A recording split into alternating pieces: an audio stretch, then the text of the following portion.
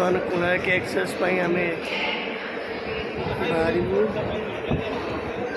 ତା ପୂର୍ବରୁ ଆମେ କିଛି ଅନୁଭୂତି ସେୟାର କରୁଛୁ। ଦେଖନ୍ତୁ ଭାଇ କେମିତି ଲାଗୁଛି ମୁମ୍ବାଇ? ମୁମ୍ବାଇ ତ ଭଲ ଲାଗୁଛି। ମୁମ୍ବାଇ ବୁଲିବା ପାଇଁ ଯାଉଛି, ବହୁତ ବଢ଼ିଆ। ମୁଁ ଆଗରୁ ଯାଇଛି, ଆଉ ମୁଁ ପୁଣି 10 ବର୍ଷ ପରେ ଯାଉଛି, 10ରୁ 15 ବର୍ଷ ପାଖାପାଖିରେ ଯାଉଛି ମୁମ୍ବାଇ। ଦିଦି କେମିତି ଅଛି? ଫାର୍ଷ୍ଟ ଟାଇମ୍ ନା ଆଗରୁ ଯାଇଥିଲ? ଇଏ ହେଉଛନ୍ତି ମୋ ଦିଦି ଆଉ ଭାଇ। ଭାଇ 10 ବର୍ଷ ପରେ, ମୁଁ ବି 10 ବର୍ଷ ପରେ ଯାଉଛି। ଆମର ଯିଏକି ଜଣେ ଭାଇ ଅଛନ୍ତି ବ୍ରହ୍ମପୁର ଭାଇ, ସିଏ କ'ଣ କି ତାଙ୍କର ଆମେ ପଚାରୁଛୁ ଯେ ସେପଟେ ଆମର କ'ଣ କ'ଣ ସବୁ ମିଳୁଛି, ଭଲ ଭଲ ମାଛ କ'ଣ ମିଳୁଛି, କାରଣ ଯେହେତୁ ଚିଲିକାଟା ପାଖର। ଆଉ ଭାଇ ସେଇ ବିଷୟରେ ଟିକେ ପଚାରିବେ, ମୋ ସାନ ଭାଇ ଜଣେ ଅଛନ୍ତି, ପଚାରିବେ। ସେ କୁହନ୍ତୁ ଭାଇ। ନମସ୍କାର, ମୁଁ ରାଜୀବ ଲେଚର, ମୋ ଡିଷ୍ଟ୍ରିକ୍ଟ ଗଜପତି। ମୁଁ ଆସିଥିଲି ଭୁବନେଶ୍ୱର ଆମ ଭଉଣୀକୁ ନେବା ପାଇଁ। ମୁଁ ବର୍ତ୍ତମାନ ଫେରୁଛି। ଏଇଠି ମିଶିଗଲେ ଯାଉଛୁ, ଖୁସି ଲାଗିଲା। ଭେଟିଗଲେ ଏଇଠି ଆମେ ମିଶିକି ବସିଛୁ। ଆମର ସେପଟେ ମାଛ କହିଲେ ଆମର ଚିଲିକା ପାଖରୁ ରହୁଛି, ତାପରେ ଚିଲିକା ପାଖରେ ଗଲେ ମାଛ ସେପଟେ ଆମର ଟିକେ ଶସ୍ତା ପଡ଼ିଯାଉଛି।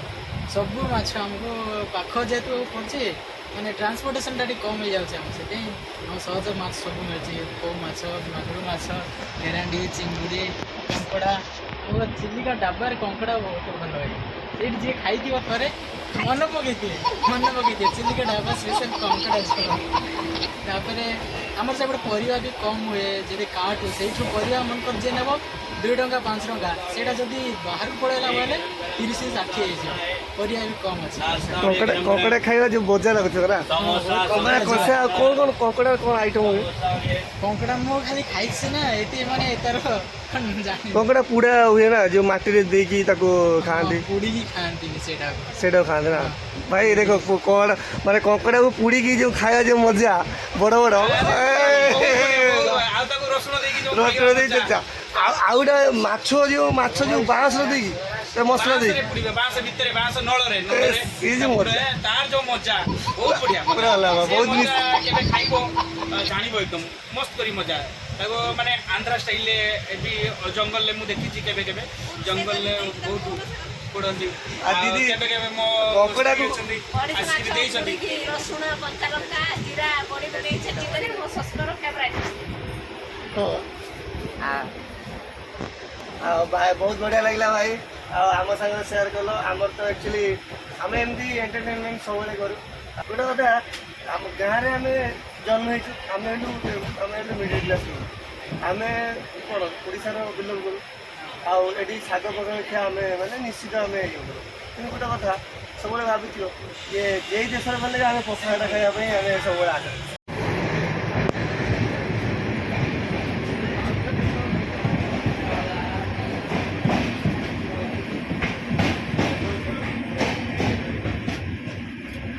ସକାଳୁ ସକାଳୁ ଦେଖିପାରୁଥିବେ ଆପଣ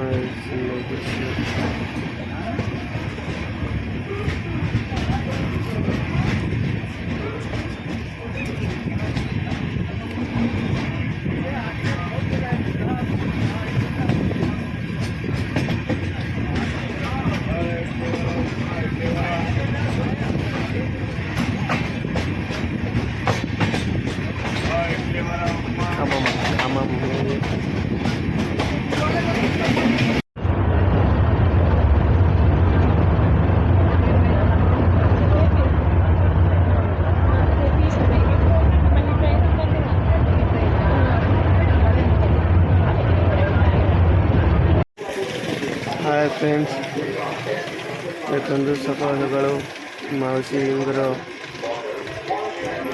जाने ना कौन सा टेसन किंतु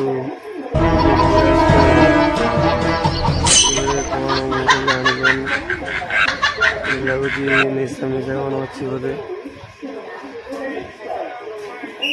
जहाँ भी हो।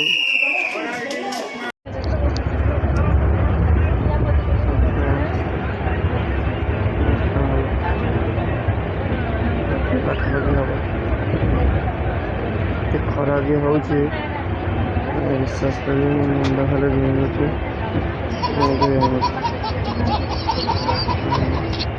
भाई ऑर्डर कर खाଇବା ऑलरेडी 12ଟା 12:30 ଆସିଲାଣି ଖାଇନି ଆଉ ଏତେ ମାନେ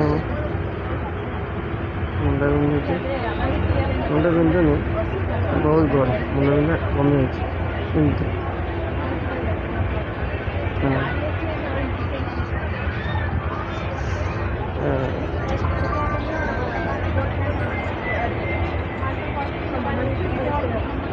ଅଳ୍ପ ସମୟ ରହିଲା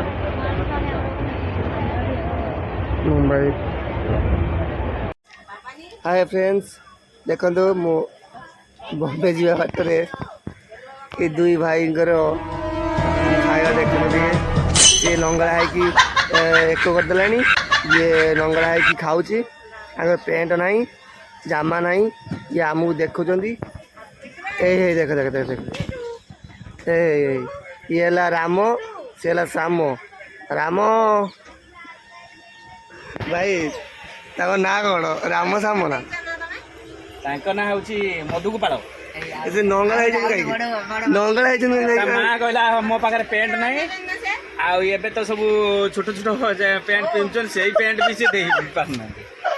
ଆଉ ସେ ମାଗିତେ ଆଇଥିଲେ, କାଲି ମୋବାଇଲରେ କଥା ହଉଛନ୍ତି। ତାଙ୍କର ପ୍ୟାଣ୍ଟ ମାଗିତେ ଆଇଥିଲେ। ମୁଁ କହିଲି ତମର ତ ମାପ ଫାପ କିଛି ନାହିଁ, କେମିତି ପ୍ୟାଣ୍ଟଟା ଦେବି? ଏଇ ଦେଖିପାରୁଛି ଆପଣ ଦୟାକରି ତାକୁ ଯଦି ପ୍ୟାଣ୍ଟଟା ଦିଅନ୍ତା ବହୁତ ଖୁସି ହୁଅନ୍ତା। ମାପ ପାଉନି ପ୍ୟାଣ୍ଟ ଦେଲେ ବାହାର କରିବ ନା? ବାହାର ସାର ପାଇ ସେ ତାଙ୍କୁ ବଗିନା ଦେଇତେ ପଡିବ ଆଉ। ଭାଇ ବଢ଼ିଆ କଥା କହିଲେ। ଆଉ ମାପ ଦେଲେ ତାପରେ ପ୍ୟାଣ୍ଟ କିଣିବ। ବହୁତ ସୁନ୍ଦର ଦୃଶ୍ୟ।